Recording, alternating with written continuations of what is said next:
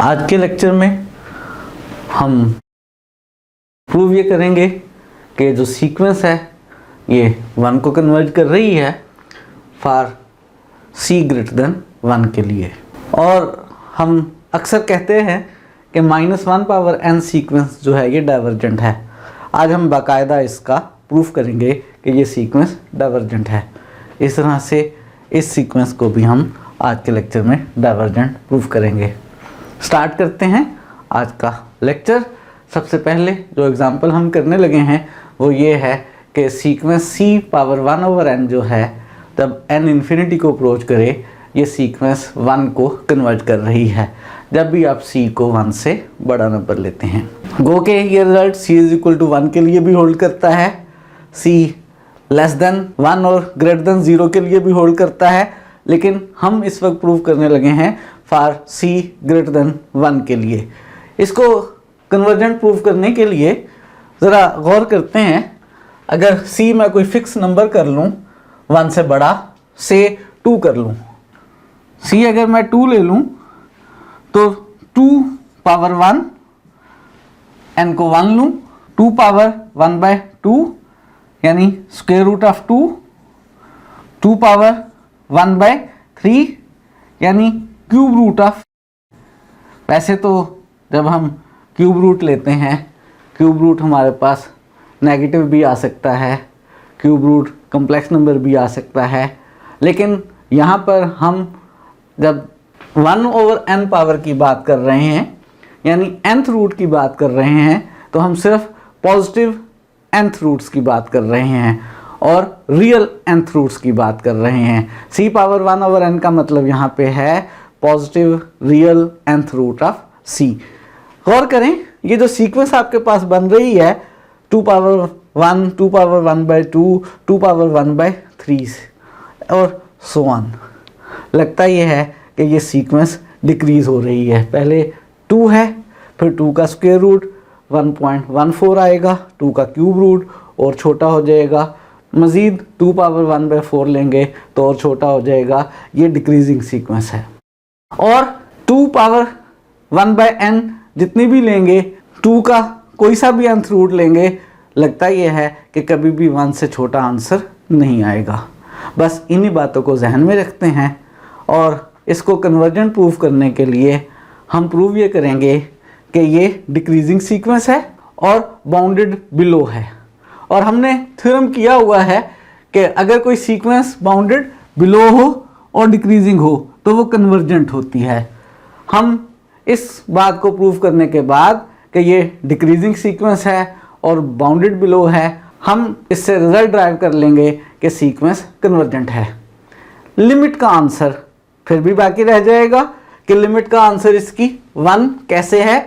उसके लिए हम सीक्वेंस और उसकी सब सीक्वेंस के दरमियान रिलेशन बनाएंगे। जैसे हमें पहले कुछ सीक्वेंस दी होती थी जिनमें xn और xn+1 टर्म की आपस में रिलेशन हुआ करती थी, तो जब हम प्रूव कर लेते थे कि सीक्वेंस कन्वर्जेंट है तो उस रिलेशन का इस्तेमाल करते हुए हम उसकी लिमिट मालूम कर लिया करते थे। तो यहाँ पर इस सीक्वेंस और इसकी एक सब सीक्वेंस में हम रिलेशन बनाएंगे और वो जो रिलेशन बनाएंगे हम उसमें इस्तेमाल करेंगे इस बात का कि सीक्वेंस कन्वर्जेंट हो तो सब सीक्वेंस कन्वर्जेंट होती है, अगर हर सब सीक्वेंस कन्वर्जेंट हो तो सीक्वेंस कन्वर्जेंट होती है। इस बात का इस्तेमाल करते हुए जब हम सब सीक्वेंस और सीक्वेंस की रिलेशन बना लेंगे, सीक्वेंस को हम प्रूव कर चुके होंगे कि कन्वर्जेंट है तो उसकी हर सब सीक्वेंस भी कन्वर्जेंट होगी। सब सीक्वेंस और सीक्वेंस की रिलेशन में दोनों की लिमिट सेम लेते हुए हम वहाँ से लिमिट भी मालूम कर लेंगे।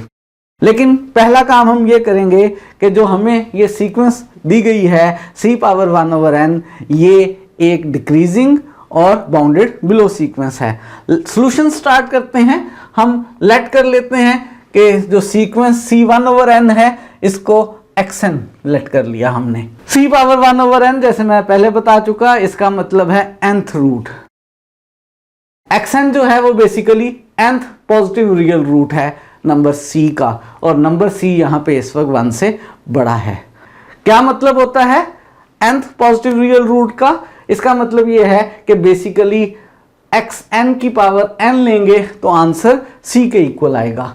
xn की पावर n का आंसर c है और ये c 1 से बड़ा नंबर है और पॉजिटिव रियल रूट की बात कर रहे हैं, यहाँ पे xn हमारे पास 0 से बड़ा है। मैंने कहा पहला काम हम ये प्रूव करेंगे कि xn हमेशा 1 से बड़ा है। xn को 1 से बड़ा प्रूव करना चाहते हैं, पहला काम हम ये करना चाहते हैं। लेकिन अगर फर्ज करें xn 1 से बड़ा नहीं है, xn हमारे पास फर्ज कर लेते हैं 0 से बड़ा तो है, पॉजिटिव रियल रूट की बात कर रहे हैं, लेकिन 1 या 1 से लेस है, तो xn की पावर n के बारे में क्या ख्याल है आपका? आपको याद होगा जब भी नंबर 0 और 1 के दरमियान हो उसकी पावर जितनी भी लेते चले जाएं, आंसर 0 और 1 के दरमियान ही रहता है। अगर xn 0 और 1 के दरमियान हुआ तो उसकी पावर n का आंसर 0 और 1 के दरमियान ही रहेगा, और अगर xn 1 हुआ तो 1 की जो भी पावर लेंगे आंसर 1 ही रहेगा। ऐसी सूरत में अगर हम ये अज्यूम कर लें कि xn जो है वो 1 से बड़ा नहीं है बल्कि 1 से लेसर इक्वल है और 0 से बड़ा है, तो फिर हमारे पास xn की पावर जो n है वो भी 0 और 1 के दरमियान आएगी। 1 हो सकती है 1 से छोटी, 0 से बड़ी, लेकिन xn की पावर n जो c के इक्वल है, हमें गिवन ये है कि वो तो 1 से बड़ा नंबर है। इसका मतलब है अगर आप xn को 1 से लेसर इक्वल अज्यूम कर लेते हैं तो कंट्राडिक्शन आ जाती है। हमारे पास xn की पावर n जो है वो भी 1 से लेसर इक्वल हो जाती है, लेकिन xn की पावर n जो है वो c है, वो तो 1 से बड़ा नंबर है। इसका मतलब है कि xn को 1 से लेसर इक्वल लेना पॉसिबल नहीं है, xn हमेशा 1 से बड़ा नंबर है। हमने एक बात प्रूव कर दी, हमने प्रूव ये कर दिया कि जो सीक्वेंस है उसकी हर टर्म 1 से ग्रेटर इक्वल है, यानी सीक्वेंस जो है वो बाउंडेड बिलो है। अब मैं दूसरी बात प्रूव करना चाहूँगा।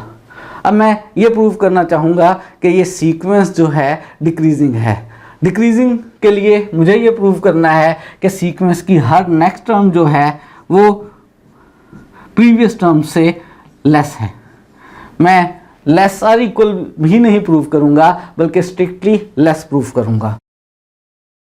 डिक्रीजिंग प्रूव करना चाहता हूँ बल्कि स्ट्रिक्टली डिक्रीजिंग प्रूव करूँगा। आइडिया हमने देख लिया है 2 की हेल्प से कि xn प्लस 1 जो है वो हमेशा xn से लेस आ रहा है। इसको डिक्रीजिंग प्रूफ करने के लिए कि xn प्लस 1 xn से लेस है, xn प्लस 1 और xn लेते हैं। हम प्रूव कर चुके हैं कि सीक्वेंस की हर टर्म जो है वो 1 से ग्रेटर है, तो सीक्वेंस की टर्म नंबर n यानी xn और टर्म xn प्लस 1 ये दोनों भी 1 से ग्रेटर है। चूँकि xn जो है वो c पावर 1 ओवर n है, तो मेरे पास जो xn प्लस 1 है वो c power 1 over n plus 1 होगा, और यहाँ से आप कह सकते हैं कि xn प्लस 1 की पावर n प्लस 1 c के इक्वल होगी, और xn की पावर n पहले ही हम देख चुके हैं c के इक्वल है, xn की पावर n भी c है, xn प्लस 1 की पावर n प्लस 1 भी c है। प्रूव ये करना चाहता हूँ कि xn प्लस 1 xn से लेस है। उल्ट सपोज कर लेते हैं, सपोज कर लेते हैं कि xn प्लस 1 जो है वो xn से ग्रेटर इक्वल है।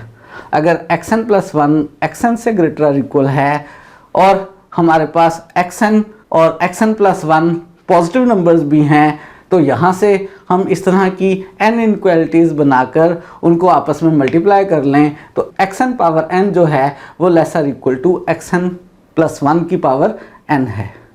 अब मैं राइट साइड पर xn प्लस 1 से मल्टीप्लाई करने लगा हूँ। याद रहे xn प्लस 1 जो है वो 1 से बड़ा नंबर है। अगर मैं राइट साइड पर 1 से बड़े नंबर से मल्टीप्लाई करूँगा तो राइट साइड ग्रेटर हो जाएगी। तो राइट साइड पर xn प्लस 1 से मल्टीप्लाई कर लेते हैं, राइट साइड अब लेफ्ट साइड से ग्रेटर हो गई। राइट साइड पे xn प्लस 1 की पावर n प्लस 1 बन गया, लेफ्ट साइड पे xn की पावर n ही है, xn की पावर n c के इक्वल है, xn प्लस 1 की पावर n प्लस 1 भी c के इक्वल है। यहाँ पर दोनों की जगह c लिख लें तो c लेस देन c आ गया। पॉसिबल है? नहीं पॉसिबल है। ये प्रॉब्लम, ये गड़बड़ क्यों पैदा हुई है? क्योंकि हमने सपोज कर लिया है कि xn प्लस 1 से लेसर इक्वल है। इसका मतलब है xn प्लस 1 से लेसर इक्वल नहीं है, बल्कि xn प्लस 1 जो है वो xn से लेस है। xn प्लस 1 को हमने xn से लेस प्रूफ कर दिया। हर नेचुरल नंबर के लिए सीक्वेंस की नेक्स्ट टर्म प्रीवियस टर्म से लेस है। क्या रिजल्ट ड्राइव हुआ? इसका मतलब है कि जो सीक्वेंस xn है वो डिक्रीजिंग सीक्वेंस है। दो बातें हम प्रूव कर चुके। हम प्रूव कर चुके कि ये जो हमने सीक्वेंस xn ली है जो c पावर 1/n है यानी c के nth रूट के इक्वल है, ये सीक्वेंस डिक्रीजिंग भी है और बाउंडेड बिलो भी है। हमें मालूम है बाउंडेड बिलो और डिक्रीजिंग सीक्वेंस हमेशा कन्वर्जेंट हुआ करती है। वैसे तो इस थ्योरम में हमने ये भी प्रूव किया था कि ये इन्फिमम को कन्वर्ज करती है, लेकिन इस वक्त हम उस इन्फिमम की बात नहीं कर रहे हैं, बस हम इस बात का इस्तेमाल कर रहे हैं कि ये सीक्वेंस कन्वर्जेंट है। xn बाउंडेड बिलो है, डिक्रीजिंग सीक्वेंस है और इसलिए ये कन्वर्जेंट भी होगी इस थ्योरम की वजह से। इसकी लिमिट का आंसर हम सपोज कर लेते हैं x है। हमने अज्यूम कर लिया है कि जो सीक्वेंस xn है जो c पावर 1/n के इक्वल है या c के nth रूट के इक्वल है वो x को कन्वर्ज कर रही है। मैंने कहा था प्रूव करने के बाद हम सब सीक्वेंस और सीक्वेंस में रिलेशन बनाएंगे। xn है c पावर 1/n।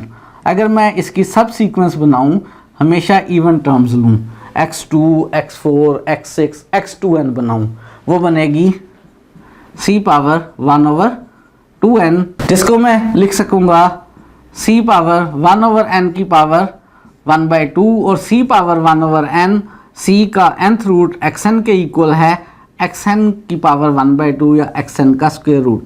तो सब सीक्वेंस और सीक्वेंस की आपस में एक रिलेशन बन रही है।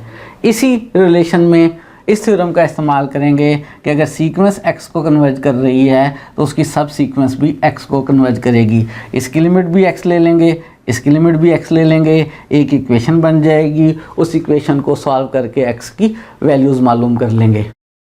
क्योंकि xn x को कन्वर्ज कर रही है तो इसकी सब सीक्वेंस x2n जो है वो भी x को ही कन्वर्ज करेगी और इसका मतलब है limit n approaches to infinity x2n x के इक्वल होगा। जो x2n है इसका मतलब है c पावर 1/2n और c पावर 1/2n को हम लिख सकते हैं c पावर 1/n की पावर 1/2 और लिमिट को हम स्क्वायर रूट के अंदर भी ले जा सकते हैं। चूँकि लिमिट एग्जिस्ट कर रही है, कन्वर्जेंट है, तो हम ये बात प्रूव कर चुके हुए हैं। इस लिमिट को स्क्वायर रूट के अंदर लिख लेते हैं। c 1/n को हम xn लिख लेते हैं और xn की लिमिट भी x है तो लेफ्ट साइड पर भी हम x लिख लेते हैं। x का स्क्वायर रूट x के इक्वल आ गया। अगर x का स्क्वायर रूट x के इक्वल आ गया है, मैं दोनों साइड्स पर स्क्वायर कर लूँ तो x स्क्वायर इक्वल आ जाएगा x के और x को लेफ्ट पर ले आऊँ तो x square minus x equal आ जाएगा 0 के। x स्क्वायर रूट x के इक्वल है, इसको थोड़ा सा सिंप्लीफाई करें तो x स्क्वायर माइनस x 0 के इक्वल आ गया। इस इक्वेशन को सॉल्व करके हमने x मालूम करना है, x कॉमन ले लेते हैं तो x into x minus 1 equal to 0 आ गया। प्रोडक्ट 0 हो तो फर्स्ट फैक्टर 0 होगा या सेकंड फैक्टर 0 होगा, x 0 होगा कभी भी नहीं। सीक्वेंस की हर टर्म जो है हम प्रूव कर चुके हुए हैं कि वो 1 से ग्रेटर है। अगर सीक्वेंस की हर टर्म 1 से ग्रेटर है तो सीक्वेंस जिस नंबर को कन्वर्ज करेगी वो नंबर भी हमारे पास 1 से ग्रेटर ही आएगा। इस तरह का रिजल्ट भी हम प्रूव कर चुके हुए हैं कि अगर कोई सीक्वेंस की हर टर्म किसी एक नंबर से ग्रेटर और इक्वल हो और वो कन्वर्जेंट हो तो उसकी लिमिट का आंसर भी उससे ग्रेटर और इक्वल ही हुआ करता है। तो यहाँ पे चूंकि सीक्वेंस की हर टर्म 1 से ग्रेटर है तो इसकी लिमिट का आंसर जो है वो 1 से ग्रेटर और इक्वल होगा। इसका मतलब है ये x जो है ये 0 तो नहीं हो सकता, 1 होगा या 1 से बड़ा होगा। x 0 नहीं होगा तो फिर x माइनस 1 0 होगा, x माइनस 1 0 होगा तो x की वैल्यू 1 हो गई। मतलब जो xn है वो कन्वर्ज कर रही है और xn किसको कन्वर्ज कर रही है, 1 को, और xn हमने लिया है c पावर 1/n को। Limit n approaches to infinity c power 1/n किसके इक्वल आ गई, 1 के, जहाँ पर हमने इस रिस्ट्रिक्शन के साथ ये सारी कैलकुलेशंस की हैं कि c 1 से बड़ा है।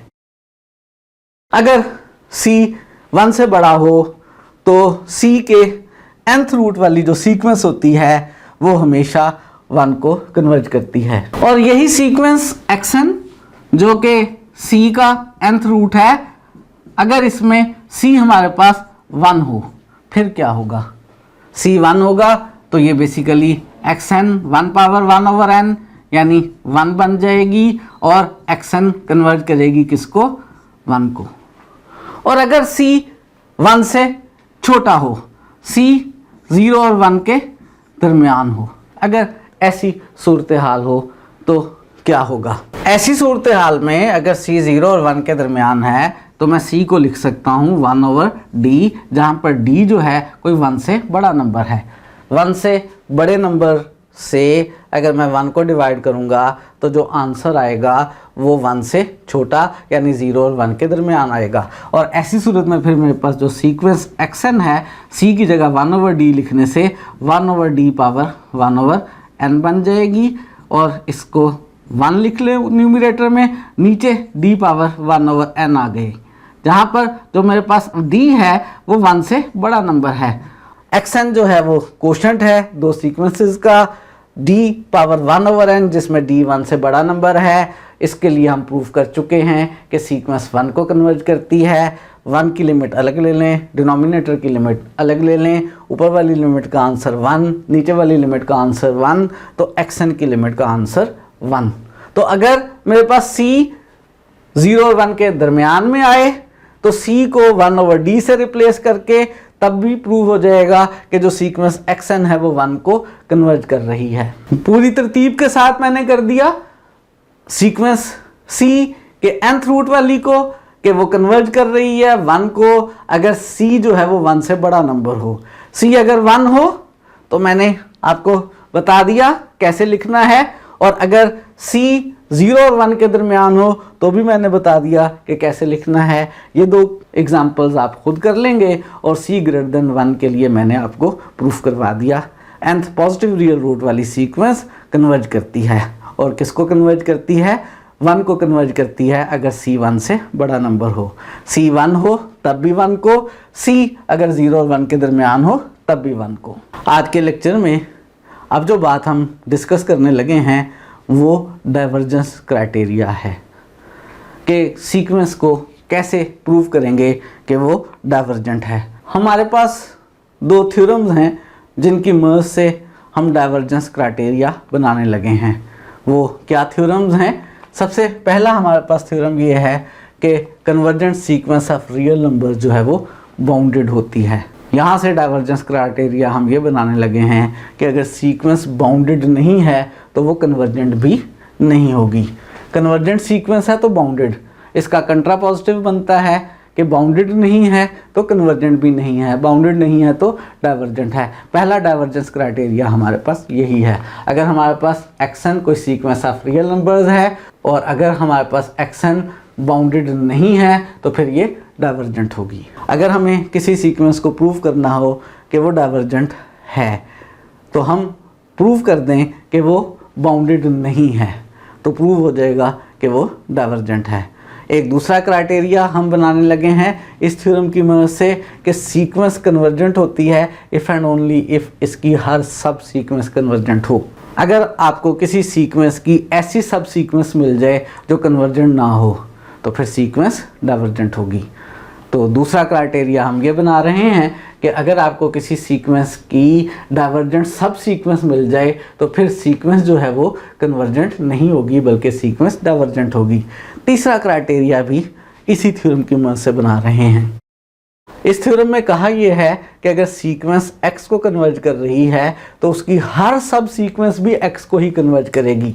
अगर हमें किसी सीक्वेंस की दो सब सीक्वेंसेस मिल जाएं जो कन्वर्जेंट हो लेकिन उनकी लिमिट का आंसर डिफरेंट हो, थ्योरम कहता है कि सीक्वेंस कन्वर्जेंट है तो हर सब सीक्वेंस की लिमिट का आंसर सेम होगा। लेकिन अगर आपको ऐसी दो सब सीक्वेंसेस मिल जाएं जो कन्वर्जेंट हो और उनकी लिमिट का आंसर डिफरेंट हो तब भी कंक्लूजन निकल आएगा कि सीक्वेंस कन्वर्जेंट नहीं बल्कि डाइवर्जेंट है।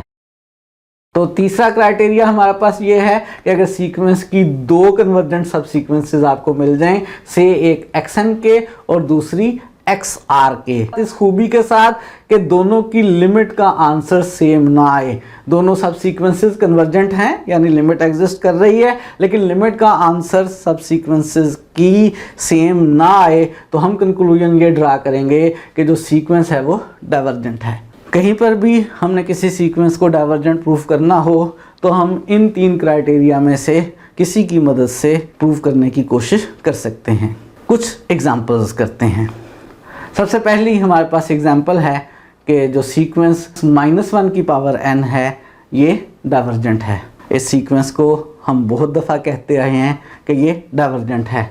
हम देखते ये हैं कि जो सीक्वेंस है ये -1, 1, -1, 1, -1 और सो ऑन बनती चली जाती है। n को 1 लें तो -1 की पावर 1 -1 आ गया, n को 2 लें -1 का स्क्वायर 1 आ गया, और हम कह देते हैं कि ये डाइवर्जेंट है। आज इसको बाकायदा ऑफिशियली प्रूव करने लगे हैं कि वाकई ही डाइवर्जेंट है। हम अपनी हमेशा आसानी से जान छुड़ा लेते हैं ये कह के कि ये ऑस्कुलेटिंग सीक्वेंस है इसलिए ये डाइवर्जेंट है। लेकिन क्यों है? क्या इनमें से कोई क्राइटेरिया इस पे लग सकता है? जी बिल्कुल लग सकता है।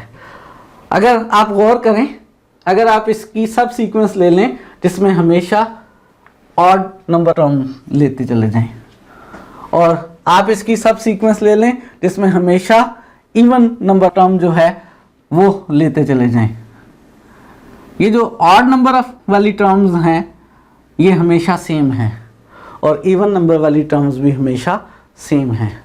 और अगर किसी सीक्वेंस की हर टर्म सेम हो तो याद करें ऐसी सीक्वेंस को हम कांस्टेंट कहते हैं और कहते हैं ये इसी नंबर को कन्वर्ज कर रही है। तो इसकी हमें 2 सब सीक्वेंसेस मिल रही हैं, एक ऑड नंबर वाली सब सीक्वेंस जो -1 को कन्वर्ज कर रही है और एक इवन नंबर टर्म्स वाली सब सीक्वेंस जो 1 को कन्वर्ज कर रही है।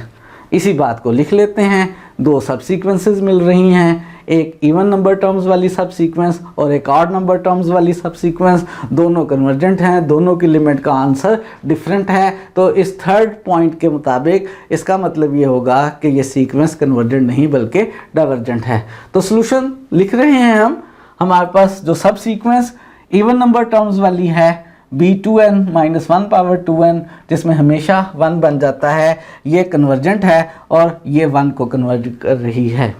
और जो हमारे पास दूसरी सीक्वेंस है ऑड नंबर टर्म्स वाली -1 की पावर 2n + 1 यानी ऑड पावर, इसमें हर टर्म -1 है, ये भी कन्वर्जेंट है और ये कन्वर्ज कर रही है -1 को।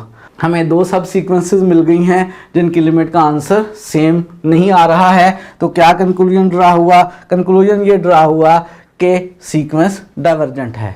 चूंकि हमारे पास ये जो -1 पावर n सीक्वेंस है इसकी 2 कन्वर्जेंट सब सीक्वेंसेस हैं जिन दोनों की लिमिट का आंसर डिफरेंट है। जब भी ऐसा हो जाए तो इसका मतलब होता है जो सीक्वेंस है वो डाइवर्जेंट है। तो आज हमने ऑफिशियली प्रूव कर लिया है, बाकायदा लॉजिकली प्रूव कर लिया है कि -1 पावर n वाली जो सीक्वेंस है वो एक डाइवर्जेंट सीक्वेंस है। और आज की लास्ट एग्जांपल, इस एग्जांपल में हम प्रूव ये करना चाहते हैं कि जो सीक्वेंस है 1, 1/2, 3, 1/4 और सो ऑन, ये डाइवर्जेंट सीक्वेंस है। कैसे प्रूव किया जाए कि ये डाइवर्जेंट सीक्वेंस है? इसकी एक टर्म हमेशा बढ़ जाती है और एक टर्म हमेशा कम हो जाती है। जो ऑड नंबर टर्म्स हैं वो 1, उसके बाद 3, उसके बाद 5 और सो ऑन, और जो इवन नंबर वाली टर्म्स हैं वो हमारे पास हैं यहाँ पर 1/2, 1/4, 1/6 और सो ऑन। इनमें से अगर इवन नंबर वाली टर्म्स की सब सीक्वेंस बनाऊं तो वो कन्वर्ज कर रही है और वो कन्वर्जेंट है 0 को, और जो ऑड नंबर्स वाली सब सीक्वेंस बनाऊं इसके बारे में क्या ख्याल है? ये हमेशा बढ़ती जा रही है, ये इन्फिनिटी की तरफ जा रही है। लग ये रहा है कि ये नॉट बाउंडेड अबव, ये बाउंडेड अबव नहीं है। और अगर कोई सीक्वेंस बाउंडेड ना हो, चाहे वो बाउंडेड अबव ना हो या बाउंडेड बिलो ना हो, बाउंडेड ना हो, बाउंडेड अबव ना हो तब भी हम कहेंगे बाउंडेड नहीं है, बाउंडेड बिलो ना हो तब भी हम कहेंगे बाउंडेड नहीं है। सीक्वेंस याद रहे, बाउंडेड होती है जब उसकी हर टर्म दो नंबर्स के दरमियान रहे। अगर उसकी टर्म्स हमेशा किसी से बड़ी हो लेकिन छोटी किसी से ना हो तो वो बाउंडेड अबव नहीं है, और अगर हमेशा किसी से छोटी हो लेकिन बड़ी किसी से भी ना रहें तो वो बाउंडेड बिलो नहीं है। दोनों केसेस में हम कहते हैं बाउंडेड नहीं है। और जो सीक्वेंस बाउंडेड नहीं होती वो डाइवर्जेंट होती है। लग ये रहा है कि ये वाली सब सीक्वेंस डाइवर्जेंट है, और हमने क्राइटेरिया एक ये लिखा था कि अगर आपको सीक्वेंस की ऐसी सब सीक्वेंस मिल जाए जो डाइवर्जेंट हो तो सीक्वेंस भी डाइवर्जेंट होगी। तो इस सब सीक्वेंस को हम प्रूव करेंगे कि ये बाउंडेड अबव नहीं है, ये बाउंडेड अबव नहीं है, तो बाउंडेड नहीं है यानी ये डाइवर्जेंट है। सब सीक्वेंस डाइवर्जेंट है तो सीक्वेंस कभी भी कन्वर्जेंट नहीं हो सकती, क्योंकि कन्वर्जेंट सीक्वेंस की हर सब सीक्वेंस भी कन्वर्जेंट हुआ करती है। यही सारी बातें करने लगे हैं। बाउंडेड सीक्वेंस का मतलब जिसकी हर टर्म दो नंबर्स के दरमियान हो। ये जो हमने सोचा है कि ऑड नंबर टर्म्स वाली जो सब सीक्वेंस है वो अबव बाउंडेड नहीं है। अब इस बात को कैसे प्रूव करेंगे? अगर हमें किसी सीक्वेंस को प्रूव करना हो कि वो बाउंडेड नहीं है और अगर अबव बाउंडेड नहीं है यानी हमेशा किसी नंबर से लेसर इक्वल वाली कंडीशन सेटिस्फाई नहीं हो रही है, तो इसका मतलब है जब भी आप कोई रियल नंबर चूज़ करेंगे तो आपको सीक्वेंस में से कम एक ऐसी टर्म ज़रूर मिल जाएगी जो क्या होगी, उस नंबर से लेसर इक्वल नहीं बल्कि ग्रेटर हो जाएगी। अगर ऐसा प्रूव कर लें तो इसका मतलब है बाउंडेड अबव नहीं है। जब भी आप कोई रियल नंबर लेते हैं आपको सीक्वेंस में की ऐसी टर्म्स मिल जाती हैं जो उससे बड़ी होती हैं, और अगर हर रियल नंबर की दफ़ा आप ऐसी सीक्वेंस की टर्म ढूंढ लें जो उस रियल नंबर से छोटी हो तो फिर वो बाउंडेड बिलो नहीं होती। और यहाँ पे हमने गेस ये किया है कि हम ये प्रूव करना चाहते हैं कि ये बाउंडेड अबव नहीं है। सॉल्यूशन स्टार्ट करते हैं। हम सब सीक्वेंस ले रहे हैं, नाम इसका yn रख रहे हैं। ये ऑड नंबर टर्म्स वाली सब सीक्वेंस है। इसकी हर टर्म को हमने 2n-1 कह लिया है। अगर मैं इसमें n को 1 लूँगा तो टर्म नंबर 1 बन जाएगी, इसमें मैं n को 2 लूँगा तो y2 जो है वो 3 के इक्वल आ जाएगा, थर्ड नंबर टर्म बन जाएगी। ये इसकी सब सीक्वेंस बन रही है और हम प्रूव ये करना चाहते हैं कि यही सब सीक्वेंस जो है ये बाउंडेड अबव नहीं है। जब भी मैं कोई रियल नंबर चूज़ करता हूँ तो इस सीक्वेंस में ऐसी टर्म्स मिल जाती हैं जो उस रियल नंबर से बड़ी होती हैं। yn सब सीक्वेंस है इस गिवन सीक्वेंस की। अब हम शो ये करेंगे कि ये बाउंडेड अबव नहीं है। उसके लिए हमने कोई सा रियल नंबर m ले लिया और मुझे ढूंढनी है ऐसी सीक्वेंस की टर्म जो इस रियल नंबर m से बड़ी हो। इसके लिए मैं इस्तेमाल करूंगा आर्शिमिडियन प्रॉपर्टी का। आर्शिमिडियन प्रॉपर्टी मैं आपको याद करवा दूं, अगर x और y दो रियल नंबर्स हों और इनमें से y हमारे पास जो है वो पॉजिटिव हो तो मैं इस पॉजिटिव रियल नंबर को किसी एक नेचुरल नंबर से मल्टीप्लाई करके दूसरे नंबर से बड़ा बना सकता हूँ। मुझे कोई ना कोई एक नेचुरल नंबर n ज़रूर मिल जाएगा या एक नेचुरल नंबर n0 ज़रूर मिल जाएगा कि n0 टाइम्स y को मैं दूसरे नंबर x से बड़ा बना लूँ। मुझे यहाँ पे सीक्वेंस की जो टर्म 2n-1 है, इस 2n-1 को बड़ा बनाना है किससे? इस रियल नंबर m से जो मैंने चूज़ किया है। हर रियल नंबर को चूज़ करने के बाद मुझे सीक्वेंस की ऐसी टर्म ढूंढनी है 2n-1 शेप की जो m से बड़ी हो। इसके लिए मैं आर्शिमिडियन प्रॉपर्टी का इस्तेमाल करने लगा हूं और दो रियल नंबर्स चूज़ कर रहा हूं, 1 और m+1/2, जिसमें 1 मेरे पास पॉजिटिव है। और आर्शिमिडियन प्रॉपर्टी के मुताबिक मुझे एक नेचुरल नंबर n0 मिल जाएगा कि n0 को 1 से मल्टीप्लाई करूंगा तो m+1/2 से बड़ा हो जाएगा। मैंने m+1/2 कैसे चूज़ किया है कि मैं आर्शिमिडियन प्रॉपर्टी लगाते हुए एक नंबर m+1/2 लूँ, वो मैंने पहले यहाँ पे रफ साइड पर बना लिया है। किस तरह से? मैं चाहता ये हूँ कि 2n-1 को m से बड़ा लाऊं। अगर 1 को उधर ले जाऊं तो बेसिकली 2n को अगर मैं m+1 से बड़ा बना लूं और 2 से डिवाइड कर लूँ, यानी मैं n को m+1/2 से बड़ा बना लूँ। अगर मैं एक ऐसा नेचुरल नंबर ढूंढ लूँ कि n m+1/2 से बड़ा हो जाए तो फिर 2n-1 m से बड़ा हो जाएगा, यानी सीक्वेंस की कोई एक टर्म ऐसी होगी yn जो m से बड़ी हो जाएगी। तो मैंने आर्chiमेडियन प्रॉपर्टी लगाते हुए इस इनक्वालिटी को जो बनाना चाहता था उसकी मदद से चूज किया है कि एक नंबर मैं 1 लूंगा और दूसरा नंबर मैं m+1/2 लूंगा, तो मुझे ऐसा नेचुरल नंबर n0 मिल जाएगा कि मैं n0 टाइम्स 1 को m+1/2 से बड़ा बना लूंगा। इस 2 को लेफ्ट पर ले आते हैं, इस 1 को लेफ्ट पर शिफ्ट कर लेते हैं, 2n0-1 m से बड़ा हो गया, 2n0-1 जिसमें n0 कोई एक नेचुरल नंबर है। जब भी कोई नेचुरल नंबर लें यहाँ पे पुट करें तो इस सीक्वेंस की टर्म बनती है, इसका मतलब ये इस सीक्वेंस की टर्म है। इस सीक्वेंस की टर्म को हम yn0 कह रहे हैं। सीक्वेंस की टर्म जो है yn0 m से बड़ी हो गई। जब भी मैं कोई रियल नंबर ले लूँ, जोन सा मर्जी रियल नंबर ले लूँ, मुझे सीक्वेंस में ऐसी टर्म्स मिल जाती हैं जो इस रियल नंबर से बड़ी हो जाती हैं, यानी सीक्वेंस की सारी टर्म्स को किसी एक नंबर से छोटा करना मुमकिन नहीं है। हर नंबर से सीक्वेंस में बड़ी टर्म्स मौजूद हैं। मैंने ऐसे ही एक नंबर m चूज़ किया था, मुझे सीक्वेंस में एक टर्म मिल गई है yn0 जो m से बड़ी है। इसका मतलब है ये सीक्वेंस बाउंडेड अबव नहीं है। बाउंडेड अबव नहीं है तो ये सीक्वेंस yn जो है डाइवर्जेंट है। और अगर हमें किसी सीक्वेंस की सब सीक्वेंस मिल गई है जो डाइवर्जेंट है तो इसका मतलब ये हुआ कि सीक्वेंस खुद भी डाइवर्जेंट है। सीक्वेंस थी 1, 1/2, 3, 1/4, ये डाइवर्जेंट है। आज के लेक्चर में जो इम्पोर्टेंट बात हमने की है, डाइवर्जेंस क्राइटेरिया सीखा है और कुछ सीक्वेंसेस को हमने डाइवर्जेंट प्रूव किया है। उनमें से एक ऐसी सीक्वेंस -1n जिसको हम आज से पहले हमेशा कहते आए थे कि ये डाइवर्जेंट है, आज हमने उसको बाकायदा प्रूफ किया है कि वो डाइवर्जेंट है। आज के लिए इतना ही रखते हैं, मज़ीद चीज़ें करेंगे नेक्स्ट लेक्चर में।